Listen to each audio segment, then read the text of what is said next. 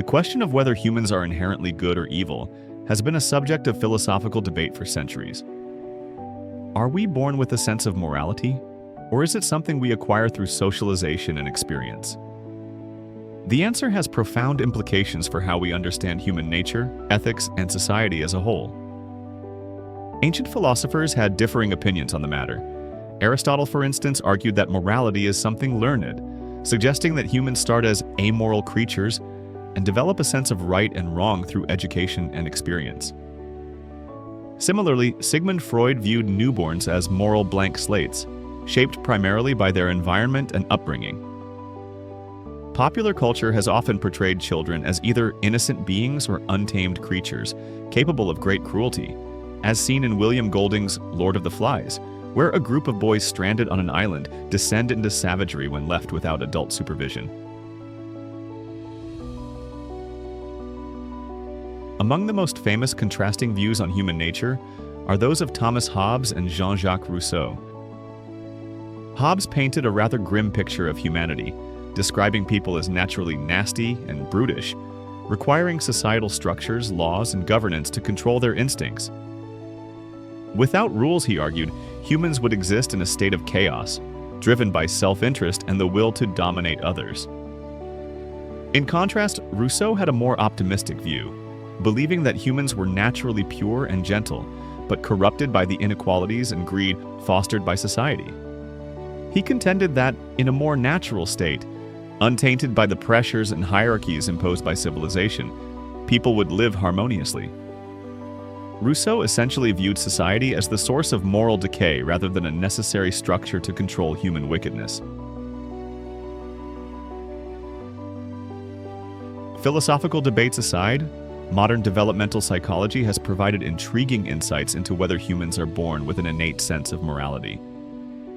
Recent studies suggest that even in infancy, humans may have a rudimentary understanding of right and wrong. This challenges earlier assumptions that morality is purely a learned trait. One of the most compelling studies in this area involved a simple puppet show designed to test moral preferences in infants under a year old. In this experiment, babies watched as different colored shapes engaged in actions that could be categorized as either morally good or bad. For instance, a red circle was shown struggling to climb a hill, while a blue square actively tried to push it back down. Meanwhile, a yellow triangle assisted the red circle by pushing it upward, demonstrating a helping behavior. After observing these interactions, the babies were given a choice between playing with the good yellow triangle or the bad blue square. The results were striking. Most infants consistently chose the helper triangle, indicating a preference for figures that exhibited cooperative and altruistic behavior. Even infants as young as 7 months old displayed this inclination. A similar study conducted in 2010 at Yale University's Infant Cognition Center reinforced these findings. Researchers ensured that babies were selecting the puppets based on their actions rather than unrelated factors such as familiarity with a particular shape or color. To test this, they reversed the roles of the shapes and reran the experiment. The babies still overwhelmingly preferred the helper shape over the hinderer, confirming that their choices were based on moral perception rather than arbitrary preferences. These studies suggest that some aspects of morality, such as distinguishing between helpful and harmful behaviors, are present in humans from an early age. This challenges the notion that morality is solely a product of cultural conditioning and education. Instead, it implies that at least some aspects of ethical judgment may be hardwired into our biology. The idea that humans have an innate sense of morality raises fascinating questions. If babies naturally gravitate toward helpful and kind behaviors, why do we still see so much cruelty, selfishness, and violence in the world? The answer likely lies in the complex interaction between our biological predispositions and our social environment.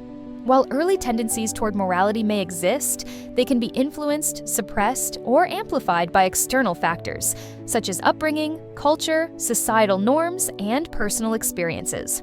For example, studies on moral development indicate that while young children exhibit basic notions of fairness and empathy, their sense of justice becomes more refined and complex as they grow older and are exposed to different social contexts.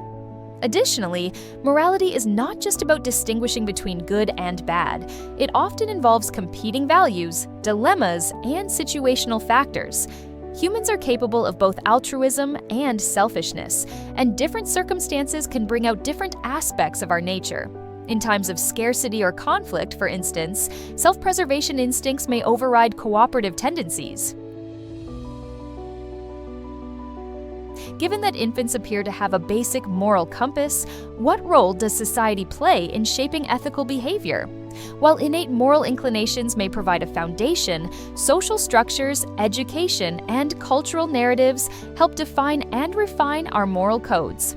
Concepts such as justice, responsibility, and complex ethical reasoning develop over time through interactions with family, peers, and institutions.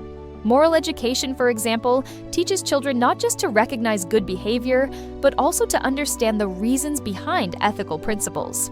Parents, teachers, and communities instill values such as honesty, respect, and compassion, helping children learn how to navigate moral complexities.